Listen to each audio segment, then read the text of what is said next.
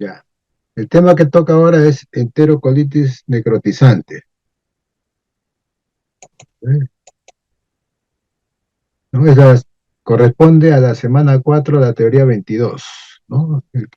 Yo soy el doctor Lincoln Blasio Trujillo, encargado de este tema que me ha tocado de acuerdo a la programación del sílabus. ¿Cuáles son los objetivos? Debemos conocer cuáles son los factores de riesgo, ¿no? Para que puedan desarrollarse, pues, en algunos recién nacidos, esta patología enterocolitis necrotizante, ¿no? ¿Cuáles son los factores de riesgo? Eso deben conocer. Las características de la presentación del cuadro clínico. Cómo ustedes pueden realizar el diagnóstico, ¿no? Y el manejo de esta patología. Entonces, esos son los objetivos, ¿no? De esta charla. Según la guía práctica clínica para el diagnóstico y tratamiento de enterocolitis necrotizante, ¿no? He revisado las dos guías de 2018 del Instituto Nacional Materno Perinatal y del Instituto Nacional de Salud del Niño, para determinar cómo definen cuál es el concepto, ¿no? De enterocolitis necrotizante, ¿no? Es un proceso donde hay una respuesta inflamatoria. ¿Dónde está la respuesta inflamatoria? En el intestino, ¿no? Esta respuesta inflamatoria se presenta en forma aguda, cuya causa, de acuerdo a las referencias, ¿no? Es multifactorial y a veces desconocida. ¿En quiénes se presenta? En neonatos de bajo peso al nacer, ¿no? O en recién nacidos prematuros. Ahora, ¿en qué consiste este proceso? A nivel intestinal, en donde se va a encontrar una necrosis de la pared gastrointestinal, una necrosis isquémica, ¿no? Por una falta de irrigación, que afecta generalmente el ilion terminal y el colon ascendente, ¿no?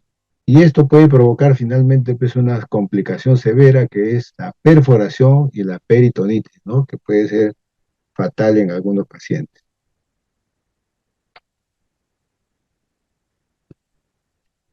La enterocolitis necrotizante pues, es una de las emergencias gastrointestinales más comunes en el recién nacido, ¿no? Y es, por lo tanto, sobre todo en prematuros, ¿no? La mortalidad y morbimortalidad muy alta, ¿no? Entre el 10 y hasta el 50%. Esta patología se describió por primera vez en el año 65, pero todavía existe actualmente, pues de acuerdo a la etiología y a la patogénesis, ¿no? Algo incierto con respecto a este tipo de explicación. Desde el punto de vista epidemiológico, ¿no? De acuerdo a las referencias revisadas, ¿no? ¿En qué momento se presenta esta patología, ¿no? En 1 de 1000 nacidos vivos vamos a encontrar un paciente que tiene enterocolitis necrotizante. 90% van a ser recién nacidos con muy bajo peso.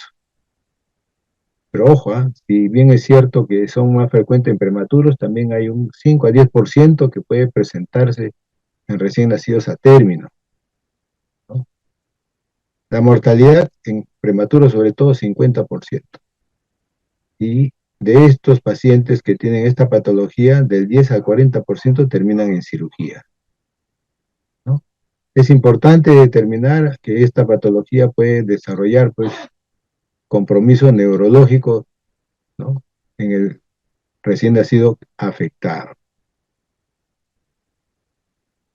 La etiología, como les decía, es multifactorial, ¿no?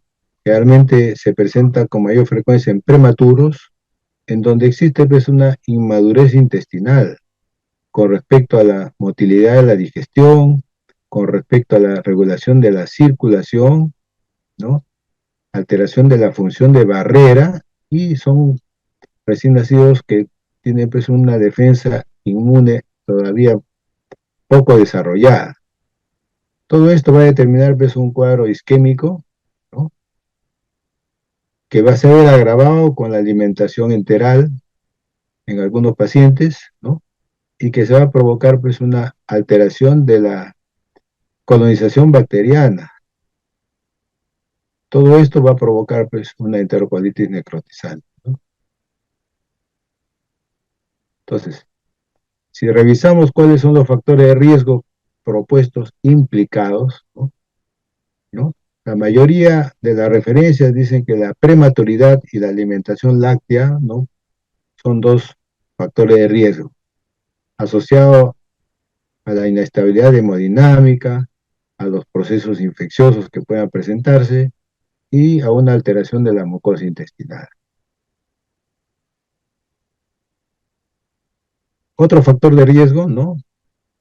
Es la exposición materna a antibióticos dentro de las 72 horas previas al parto. Esta es una referencia, ¿no? Que hay que tener en cuenta, ¿no? Que actualmente, pues, en los pacientes, en algunos gestantes que ingresan para la sala de partos, a veces reciben tratamiento antibiótico, ¿no? Y esto puede provocar, sobre todo en recién nacidos muy bajo peso o prematuros, ¿no? Un riesgo importante de presentar enterocolitis necrotizante por alteración de la flora. Pero revisando referencias, ¿no? Desde el punto de vista de la fisiopatología, tres son los que tienen, digamos, mayor importancia, ¿no? Que el recién nacido tenga pues, una injuria hipóxico-isquémica, que tenga un proceso infeccioso y que tenga una alimentación enteral. Dentro de la injuria hipóxico-isquémica, ¿no? Existe lo que llamamos nosotros una ausencia o una reducción, ¿no? Del intestino neonatal para regular el flujo sanguíneo y la oxigenación. Los procesos infecciosos asociados, ¿no? A la enterocolitis necrotizante incluyen organismos como la Klebsiella pneumoniae, la Escherichia coli, el Clostridium, estafilococo, coagulasa negativo, algunos virus, rotavirus, coronavirus y otros, ¿no? Y la alimentación enteral, en donde el tracto gastrointestinal que está inmaduro tiene pues una función luminal limitada, que va a llevar a una absorción parcial ¿de qué? De carbohidratos y grasas, ¿no? Y va a determinar finalmente pues una proliferación bacteriana, ¿no? De manera que cuando uno revisa, ¿no? La predisposición a la enterocolitis necrotizante, ¿no? Que hay una referencia en donde hay un componente genético, ¿no? Está asociado a este tipo de predisposición, ¿no? Si hay alteración de la microbiota, ¿no? Que es por factores causales diversos, sobre todo el uso de antibióticos, en un recién nacido que genéticamente está predispuesto, ¿no? Para alterar, pues, la inmadurez intestinal de las barreras, en donde estos pacientes tienen disminución de la respuesta de la mucosidad, disminución de la inmunoglobulina A, ¿no? Función intercelular que está alterada por aumento de la permeabilidad, ¿no? Que es justamente más frecuente en los prematuros. Esto van a determinar pues, una exagerada respuesta, ¿no? A la inflamación y al finalmente van a producir necrosis intestinal. Esa es la característica de esta enfermedad, ¿no? Este es un resumen más o menos de lo que pueda ocurrir, ¿no? Desde el punto de vista de la fisiopatología en el prematuro, que tiene pues una inmadurez del tracto gastrointestinal, desde el punto de vista inmunológico también no tiene muchas defensas y anatómicamente funcional no está preparado, ¿no? Entonces, esos son los factores para producir que una isquemia intestinal. ¿En quiénes? En recién nacidos que a veces necesitan pues transfusión, o a veces porque son muy prematuros, necesitan cateterismo de los vasos umbilicales para poder hacer la reanimación. Pacientes que tienen pues componentes de asfixia, que entran en shock o tienen persistencia del ductus, en donde se da la alimentación enteral en forma precoz, sobre todo con leche artificial, ¿no? De acuerdo volumen y la concentración que están alterados. Eso va a determinar pues, una colonización intestinal por gérmenes patógenos. Todos estos factores van a condicionar en el prematuro, ¿no? Una alteración de la mucosa intestinal, ¿no? Donde hay acúmulo de líquidos, hay heridas, ¿no? Y invadido por gérmenes patógenos. Entonces, en resumen, podemos decir que existen factores de riesgo para NEC en el prematuro, ¿no? Cuando hay restricción del crecimiento intrauterino, cuando hay inmadurez intestinal, disbiosis, que es la alteración de la microbiota, cuando el paciente está infectado, con el tipo de alimentación y la isquemia. En el atérmino, hipoxia, encefalopatía hipóxico-isquémica, ¿no? En los pacientes también con asfixia, en los que tienen enfermedad cardíaca congénita, los que cursan con hipotensión y con infecciones. Desde el punto de vista clínico, ¿para qué síntomas nosotros podemos determinar justamente para sospechar que tiene pues, estos pacientes una enterocolitis necrotizante? Podemos determinar que hay síntomas abdominales, síntomas sistémicos, síntomas de casos complicados y síntomas de mal pronóstico, ¿no? Está resumido más o menos acá cuáles son esos hallazgos que uno pueda encontrar, ¿no? Con respecto a la clínica, ¿no? Son pacientes que tienen distensión abdominal, ¿no? Con un volumen residual gástrico aumentado, vómitos, dolor a palpación, sobre todo vómitos biliosos, en algunos casos sangrado, ¿no? Que puede ser visible o macroscópicamente, ¿no? Y cuando uno le coloca pues una sonda orogástrica, si hay una distensión abdominal y vómito, puede ser secreción biliosa, ¿no? Síntomas abdominales. Los síntomas sistémicos, ¿no? Estos pacientes cursan con apnea, insuficiencia respiratoria, inestabilidad de la temperatura, hipotensión, ¿no? Bradicardia asociado pues a la apnea, que cese la respiración más de 20 segundos. En los casos complicados, va a presentar pues una respuesta inflamatoria sistémica, ¿no? Sobre todo con alteraciones en la respiración, ¿no? Alteraciones a nivel renal y alteraciones a nivel sanguíneo, con coagulopatías. ¿Y cuando hay signos de mal pronóstico? Cuando ya encontramos pues, pacientes con perforación, o sea, peritonitis, ¿no? Coagulación intravascular diseminada, una sepsis, falla multiorgánica, y estos pacientes pueden terminar con el deceso. En algunas referencias, ¿no? En el 95% van a debutar ese posterior a iniciar la alimentación enteral, entre el octavo y 10º día, ¿no? ¿Con qué van a iniciar? Con una distensión y sensibilidad abdominal, y sobre todo en algunos pacientes con sangre oculta en las deposiciones, otros con alteración de la perforación intestinal complicada, ¿no? Y con acúmulo de gases a nivel de los enterocitos, ¿no? Aunados a una neumatosis, que es una de las características de esta enfermedad.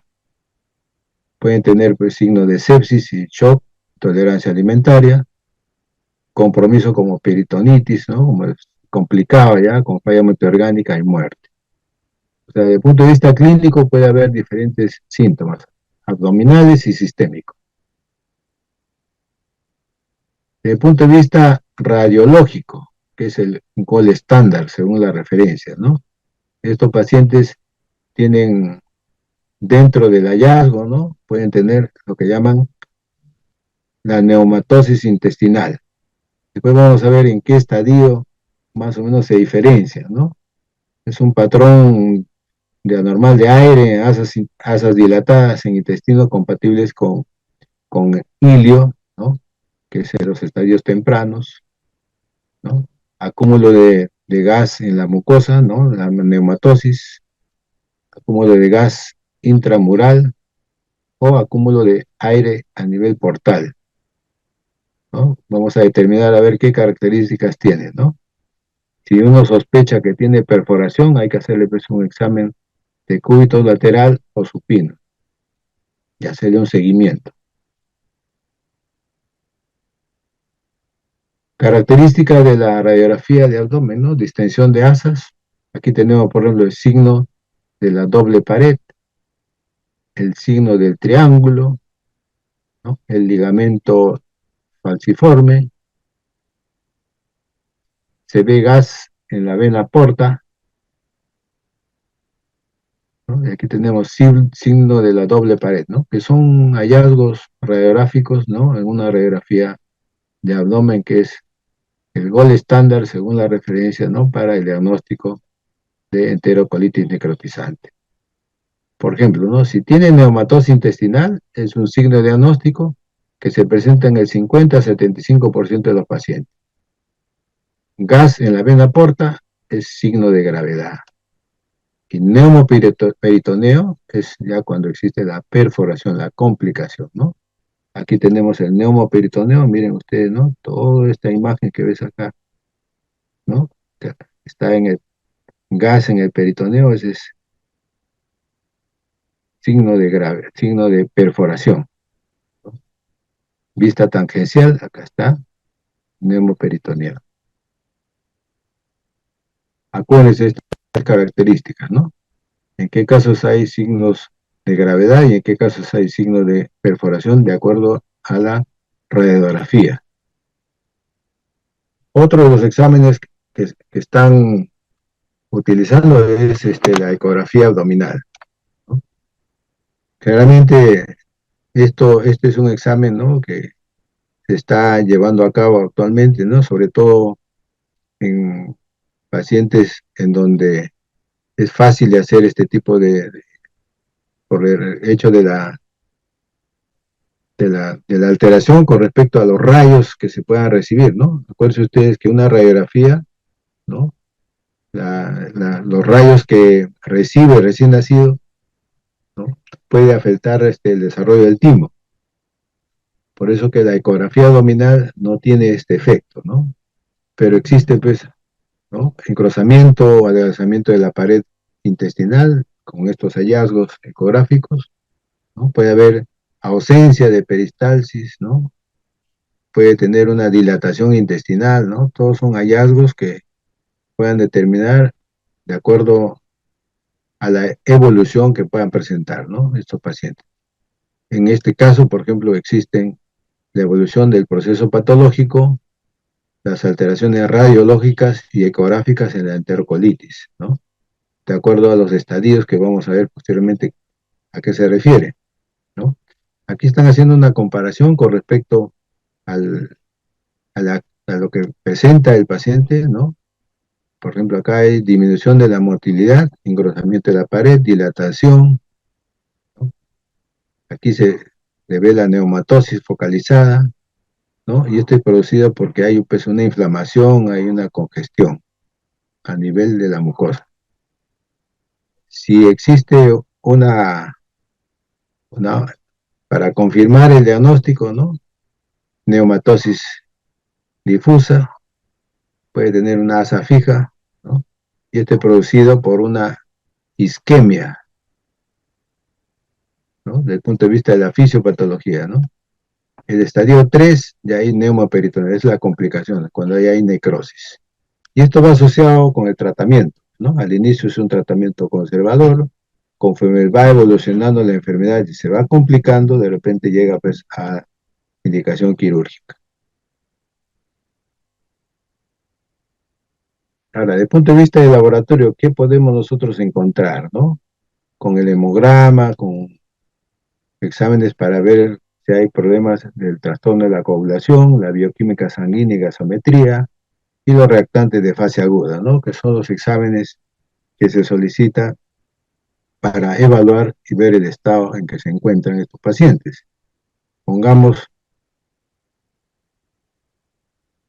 ¿qué podemos encontrar pues, en la biometría hemática, ¿no? En algunos casos leucocitosis o leucopenia, sobre todo los neutrófilos menos de 1500. Se puede encontrar anemia aguda y es importante la presencia de plaquetas, ¿no? Si hay una trombocitopenia y es un signo de progresión a mal pronóstico, eso va a determinar pues una hemorragia importante, ¿no? O sea, la trombocitopenia es un hallazgo de mal pronóstico en estos pacientes, ¿no? En algunos puede haber disminución de los monocitos y aparición, ¿no? Temprana de quién, de los eosinófilos.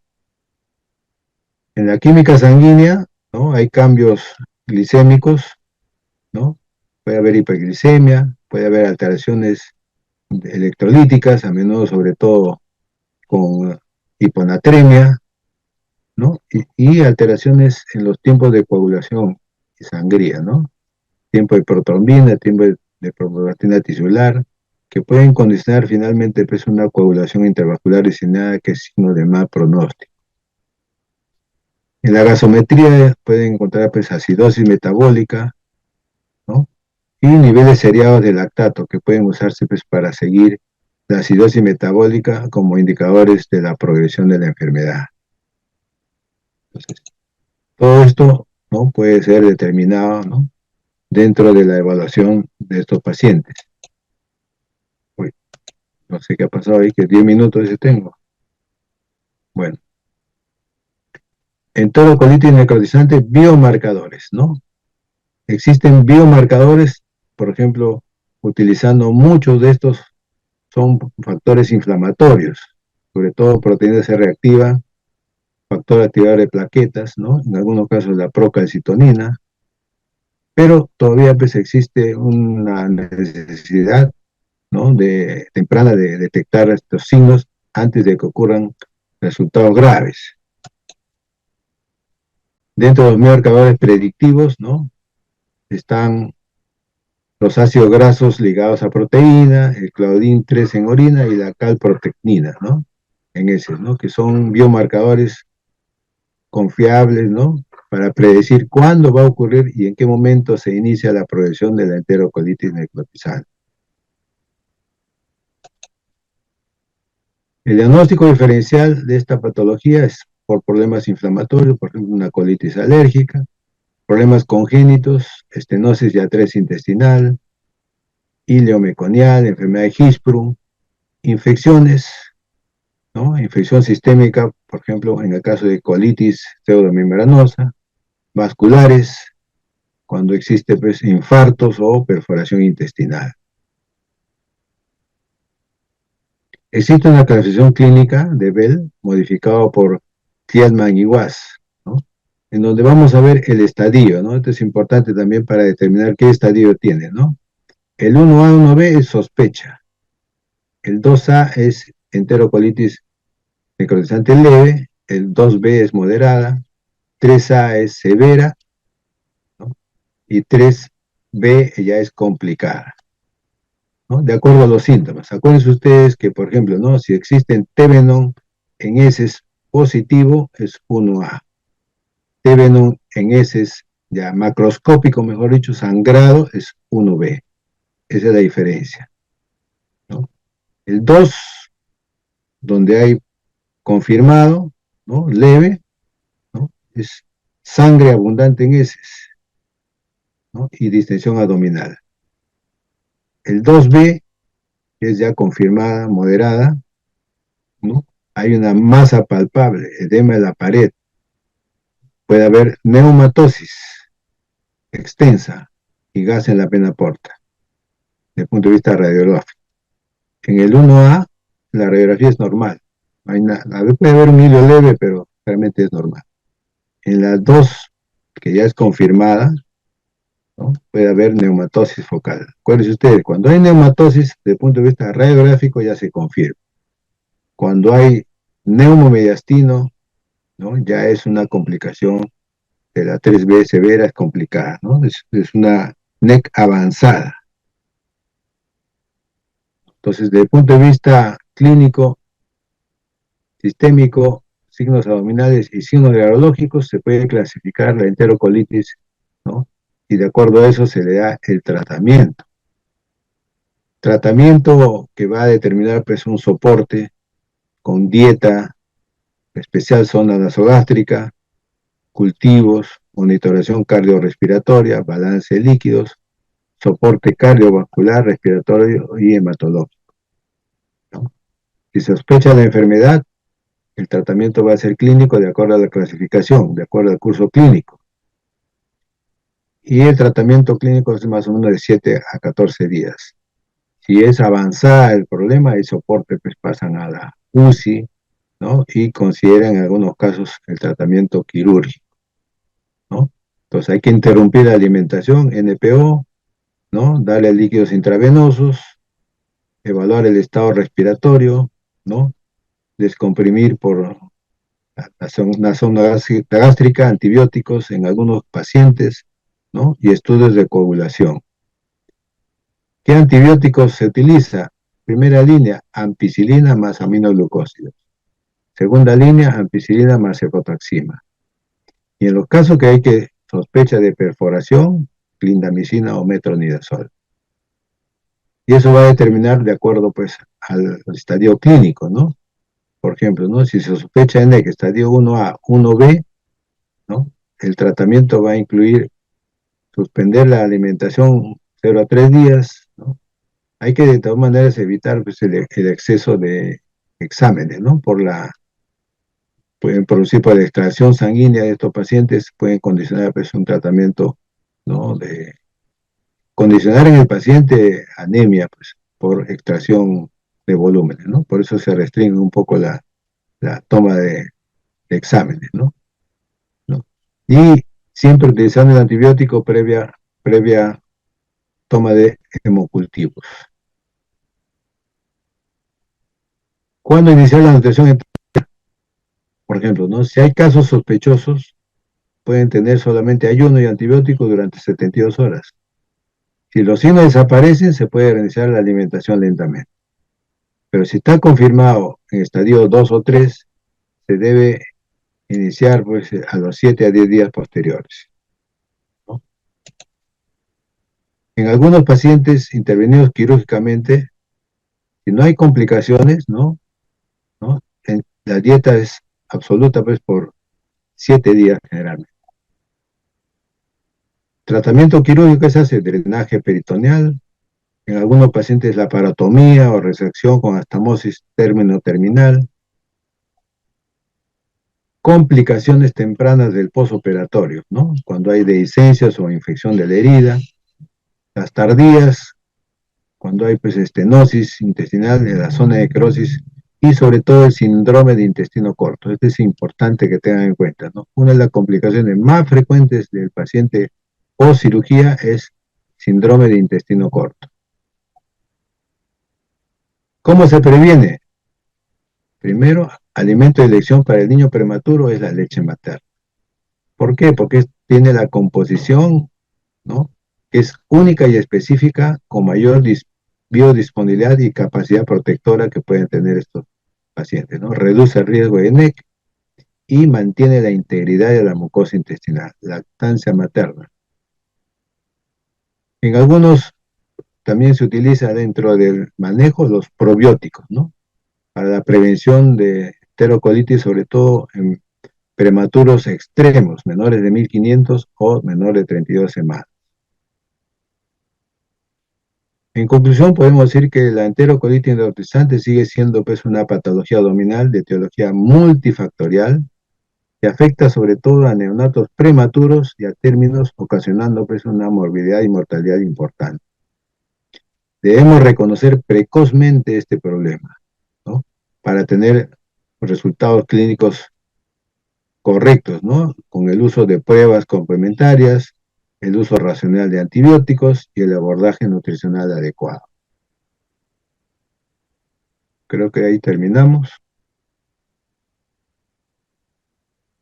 ¿Alguna pregunta? Desde las referencias del Doctor, tema. doctor, Sí, Nicole. sí, doctor, una consulta. Lo que menciona del síndrome de intestino corto, ¿eso es complicación postquirúrgico o solo complicación del NEC? Dentro de las complicaciones postoperatorias tardías, ¿no? Describen el síndrome de intestino corto. Ah, ¿y cuánto tiempo debe pasar para considerarlo tardío? Generalmente las complicaciones inmediatas, ¿no? Son postoperatorias. Las tardías generalmente pues cuando el paciente pasa una semana, ¿no? y tiene alguna dificultad, el síndrome intestino corto es la complicación más frecuente. Y puede haber estenosis, ¿no? Acuérdense ustedes que la cirugía puede ser drenaje postural o puede ser resección con anastomosis término terminal, ¿no? Esto generalmente a veces puede condicionar, pues, cuánto de resección ha tenido, ¿no? Y eso puede provocar el síndrome intestino corto. Ah, ya. Gracias, doctor. Muy bien, ¿alguna otra pregunta? Sí, doctor, una pregunta. ¿El tratamiento antibiótico en la perforación, cuál era? Clindamicina y o metronidazol, en caso de sospechar una perforación intestinal, Ok, gracias. ¿no? Porque los gérmenes son diferentes, ¿no? Tienes que cubrir gran negativos, ¿no? Anaerobios y gran positivos. Muy bien, ¿alguna otra pregunta?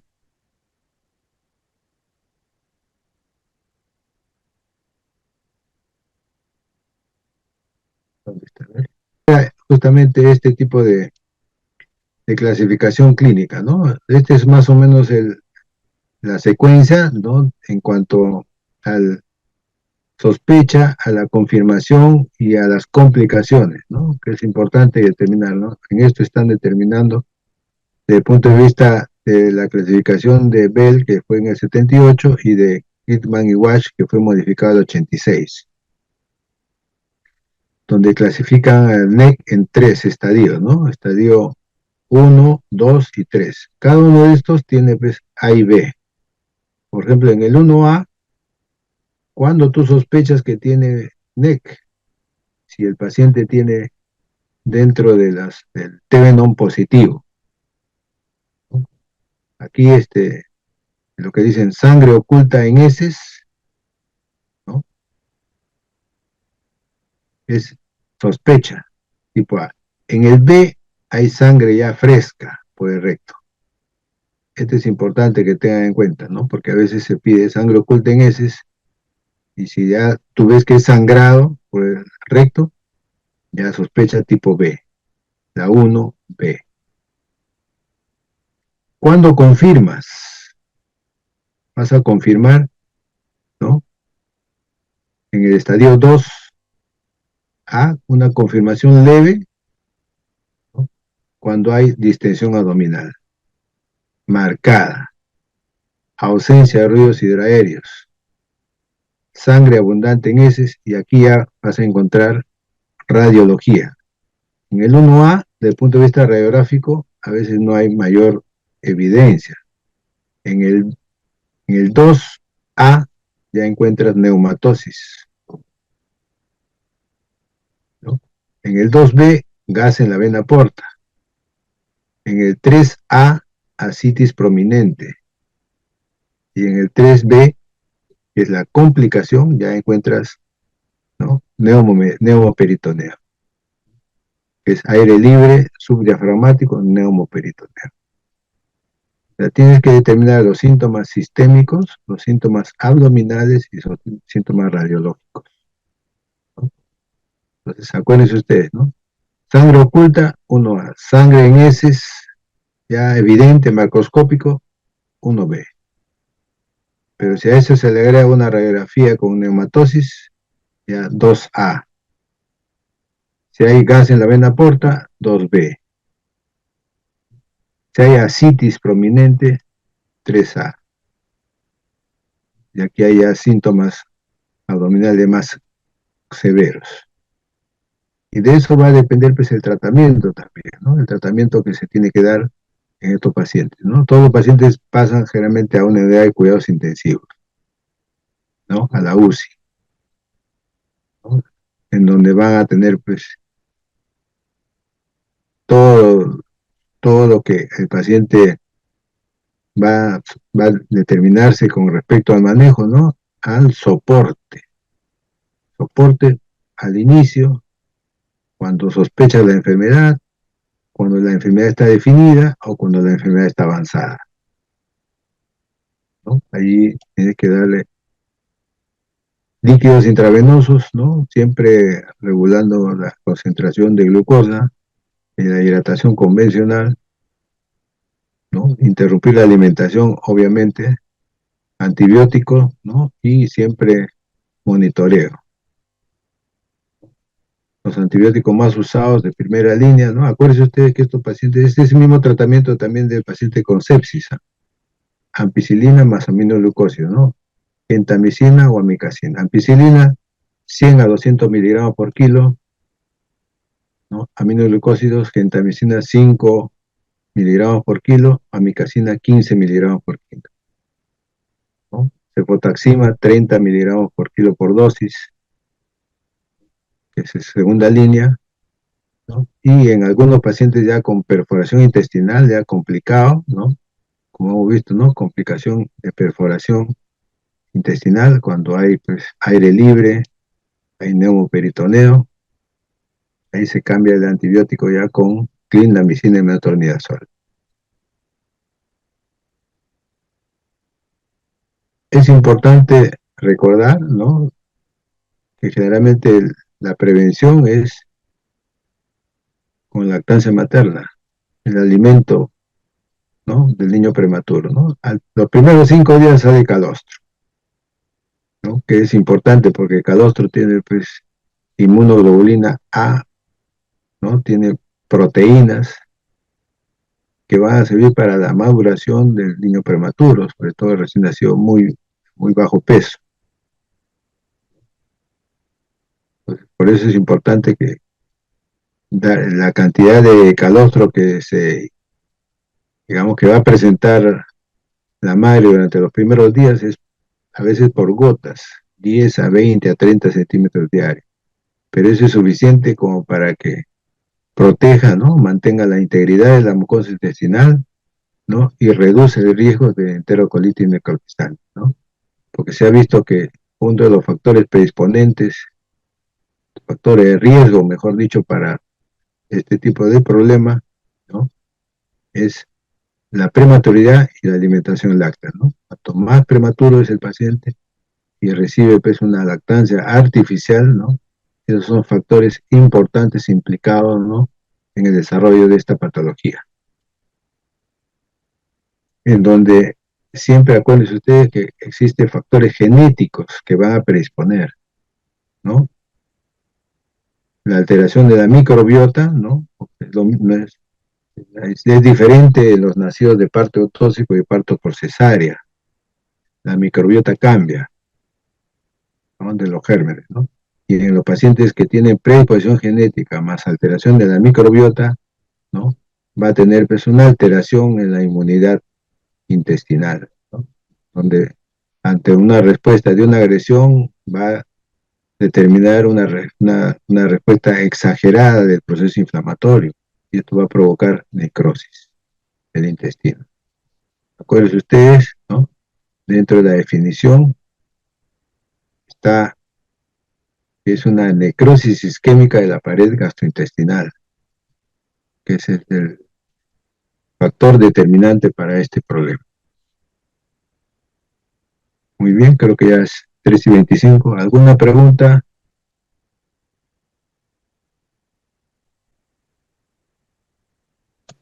Doctor, una pregunta. Sí, Bélgica. Sí, doctor, buenas tardes. ¿Podría repetir la dosis de los antibióticos, por favor, de la ampicilina y creo que mencionó gentamicina también? Ampicilina para sepsis y para NEC, ¿no? Es 100 a 200 miligramos. Para meningitis es 200 a 400 miligramos por kilo.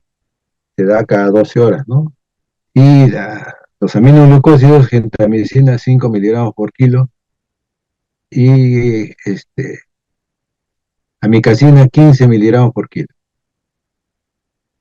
Ya, doctor, muchas gracias. Ok. Acuérdense ustedes que los pacientes recién nacidos, ¿no?